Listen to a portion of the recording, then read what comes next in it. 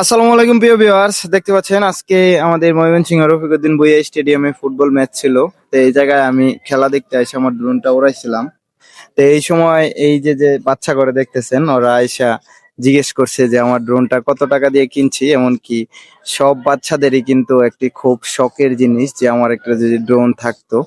আমরা যে সময় ছোট ছিলাম ওই সময় যদি কেউ এরকম ধরনের ড্রোন উড়াইতো তাহলে কিন্তু আমরাও তার পিছু পিছু ছুটতাম।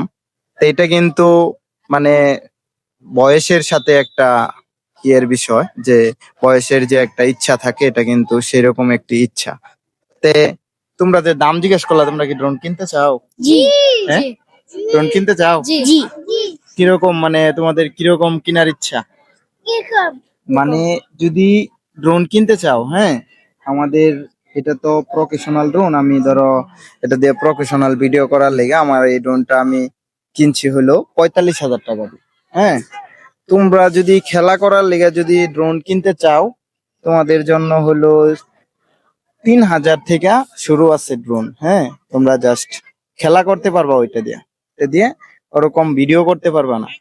এ এটা কিন্তু সবারই ইচ্ছা থাকে। প্রিয় ভিউয়ার্স, দেখতে পাচ্ছেন যে ড্রোন কেনার এনে যারা আছে সবারই নাকি ড্রোন কেনার ইচ্ছা। তোমাদের কি ড্রোন কেনার ইচ্ছা আছে? জি তোমার নাই? না কার মামা জানি বিদেশ থাকে, কলকাতা লইব যে ওর